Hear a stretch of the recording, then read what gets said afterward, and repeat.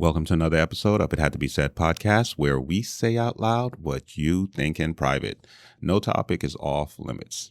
And I know you guys have heard in previous podcasts where I say I absolutely love body cameras because we get to see so many crazy things that are happening that we would not necessarily believe if we just had to take the account of a police officer, and as a society, we've kind of adopted that. We don't have the body camera, but we do have our cell phones and we pull those out and record any kind of incident that's happening around us, especially when it comes down to loved ones and everything else like that.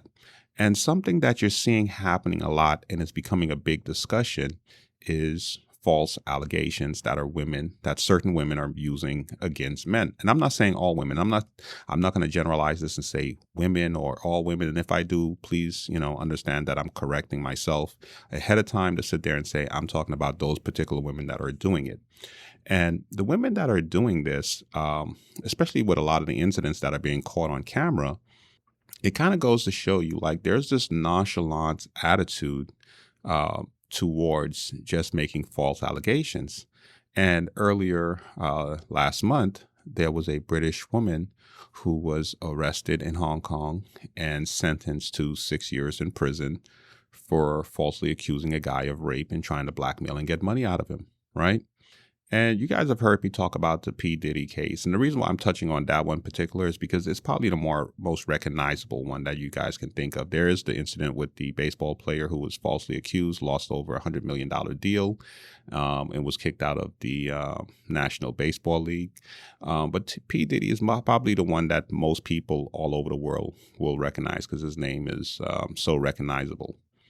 Now, this young lady who got arrested in Hong Kong, she, had intercourse with this guy, and then she tried to, claim that, he raped her and tried to blackmail him. And eventually, once she went to the police, they did their investigation. They found out what was going on, and now she's serving 6 years in prison. I've always said that. I've always believed that if someone makes a false allegation to you, and they purposely do it to make money or to hurt your reputation, whatever time you would have gotten, they should serve that time. All right. And I understand some people are going to say, well, if you do that, then that means people who actually were, assaulted, they're not going to come forward. But I think that, the rules or the law could be made to a point where it has to show malicious intent. Malicious intent to hurt someone or malicious intent to blackmail them for financial gain, right? Now, here's the thing. When you look at what's happening primarily here in the U.S., it's like we're one of the most powerful countries in the world, but yet, once again, because we're trying to include everybody and we're trying to be so morally right that we're listening to the idiots, okay? We're listening to the stupidest people in the room, and we're trying to include them in serious conversations. And you cannot include an idiot in a serious conversation because then the conversation no longer becomes serious, especially when you're taking into consideration what the idiot is saying, right? Now, if you look at like when celebrities get accused of sexual assaults, guys like P. Diddy, right? Now, if somebody was to sit there and say, if a woman was to say, I was essayed by P. Diddy one time in a hotel room, and I would be like, hey, okay, there's something there. There's something there. But then when a woman says, yeah, he essayed me here at this hotel. Then he flew me out a couple months later. We flew out to the Cayman Islands. And then a couple months later, I went down to Miami with him. And then a couple months later or a year later, we went to his house and something happened again. It's kind of like. Everyone treats summer like it owes you happiness. Long days, pool parties, your best life on a loop. So what does it mean when you feel worse? The summer blues are real. It's why summer is one of the busiest stretches of the year for people starting therapy. Therapy is not only for when you're in crisis. Growth therapy is for all the moments when you decide you want more support, more clarity, more tools. Mental health isn't a destination you reach. It's something you build, and Grow makes that easier.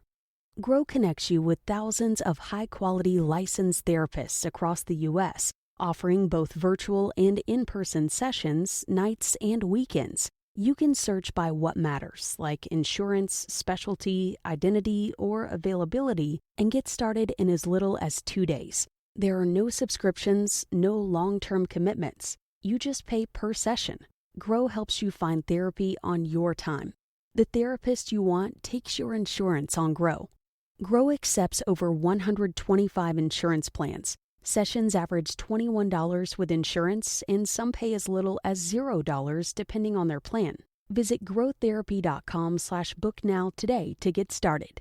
That's growtherapy.com/booknow. growtherapy.com/booknow. Availability and coverage vary by state and insurance plan.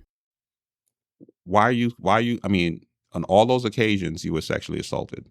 And if you were SA'd the first time, why did you go see him the second time, the third time, and the fourth time?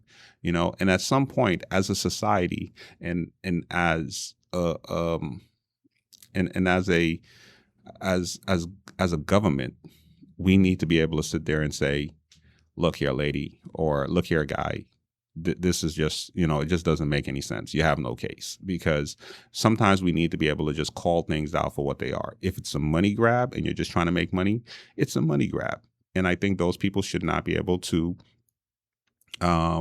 make bad mistakes and then later on turn around and try to sue somebody and make money off of it and play the victim. You hear these new cases where there's this group of women that are saying, well, if a woman decides to have a one-night stand with a man, she's not drunk or whatever the case may be, and she decides to have a one-night stand, and then she wakes up the next morning and she feels uncomfortable about it, she should be able to file charges. As like you're two consenting adults, and if you're two drunken people and you guys decide to sleep together, both of you guys are drunk and intoxicated, how is it that you're able to file assault charges when both of you guys agreed to it when it was not assault? And I think we really need to define what assault is. Assault is when somebody forces you, they put a knife or they physically threaten harm to you in order to get, gratification out of you. But when you just are involved in a relationship with somebody and the person pisses you off or upsets you or doesn't give you what you want, and you're able to turn around and say, oh, it's assault, it's sexual assault or SA, and now that person's life is ruined or messed up, even if they're found innocent, the fact that they have that charge against them, that's the crazy part, And I saw this really interesting video. And in this video, the guys, when you go to court, you have all of the defendants sitting there, especially like I'm talking about court here in the U.S. So court here in the U.S., when you're going to like the preliminary hearings, you would have maybe 30, 40 defendants sitting in one little area, and the judge is calling each person up and reading their charges, right? Some guys who get arrested, and when they're getting their charge read out in front of the other inmates, and it's like, oh, you SA'd someone. Take a look at the other convicts that are behind them, the other people that's going to be sharing a cell with them. Look at the expression on their face. Sometimes these guys get the life beaten out of them. Some people get killed in prison, because of those charges. Because, the preliminary hearing is just where they're going to basically say, okay, here's your charges and how do you plead? And once you go in there and say, oh, I plead not guilty. It doesn't matter. When you get back there to the cell, these guys may alienate you. They may beat the crap out of you. They may even kill you. So you might not even make it out of there in order to, have a case or have a trial and present your case. And this is the thing that I think a lot of the women who make these false allegations, I don't think they even think about that. This is life destroying. And my personal belief is, if you do it, you serve the time if it's found out that you did a false allegation. It's plain and simple, And I just think that it's just kind of getting out of hand. It's getting ridiculous. Like I saw the video with the two ladies. They got stopped they were taking an Uber, and I believe one of them was just being rude and belligerent. And the Uber driver said, "Okay, you know what? I'm done with this. I want you ladies out of the car, And the ladies are saying, like in broad, like not broad daylight, it's nighttime, of course, but the Uber driver has his camera on him recording them. It's two ladies, and one of them saying, no, we're going to file charges and we're going to have him arrested, and saying that he essayed us, saying that he essayed us. And the friend is like, no, no, he has a camera right there. You can't say that. And she's like, it doesn't matter. I got a camera too. I'm recording. And it's kind of like, well, I'm a woman, believe me, you know? And I think that it's very dangerous. I think that is very dangerous. Women all over the world, matter of fact, have fought for equal rights. Before, it was a situation where men made the decision that, hey, we're going to naturally, because remember, if you guys think about this, especially if the feminists think about this, feminists say men controlled everything, men, they suppressed women. And I always make the old analogy. Yeah, men controlled everything. Men suppressed women, and this is why men said, "Hey, if a building's on fire, women and children first. If the sink is sinking, women and children first. If there is if there's a war going on, no women go to war, and it is considered cowardly for a man not to defend and die for a woman. But feminists will tell you men are evil, okay? And I'm not talking about all women. I'm talking about extremist feminism, because you have some feminism, some women that are feminists, and they're like, hey, we just want a little bit more. And I think in today's society, feminists are not even needed, honestly. I don't think feminists are needed because there's really this is my personal opinion. I don't see anything out here in the world that a woman is being denied, that the man gets that a woman's being denied. Like, I just don't see it. I don't, I hear some of the people trying to make these arguments, but it's kind of like, it's nonsense. I mean, at least here in America, I mean, I've gone and I've traveled to certain countries where, in order for a woman to get a job, she has to be young, she has to be good looking, I've seen the age discrimination in certain countries, but I think here in America, there's not one job or one thing a woman can say she wants to do. And there is a social, there's a social construct or a social idea that woman cannot do that job. She's not allowed to do that job, and she cannot touch that. I don't see a room that a woman cannot walk into unless it's the man's bathroom. All right. And even now that's up for debate if she says she identifies as a man. But the only place that I see women are not able to go into is when you have an all men's social club. And even then, there are lawsuits to say, hey, you cannot alienate women from coming to an all men's social group where just men want to just hang out in a man's cave, So I really, if for the life of me, if anybody out there can tell me here in the United States, not talking about the rest of the world, but here in the United States, any doors or rooms that are closed to a woman and she's not allowed to get into, please tell me, because I haven't heard of any. Women have just as much rights as men. They have just as many opportunities as men. And like I said before in previous podcasts, there are certain industries that women will dominate, in certain industries that men will not, in certain industries that men will dominate. And the whole sports argument that men's sports are getting, men athletes in certain sports are getting paid more than the women, it's because it brings in more revenue. These men's sports have been around for centuries. All right, has been around for decades, and they've been only men's sports, and women's sports have just come around in the last 20, 30 years.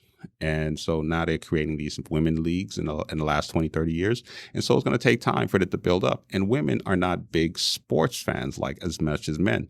And men are going to be watching these things that they traditionally watch, which are the basketball, the football, and baseball, and soccer, and stuff like that. And women who are these women's sports or women athletes who are primarily watching the sports is not other women, because women are not really heavily into sports, at least not that many. So it's going to be men who are watching it. And right now, there's not a lot of men who are really too heavily into those type of sports, especially if it's a high contact sport where they expect to see aggression and people hitting in at each other. But if it's like a sport like tennis, women are going to dominate as far as the views and everything. It's more of an elegant, more softer, sophisticated sports, golfing. But a lot of women don't like that high intensity contact sport.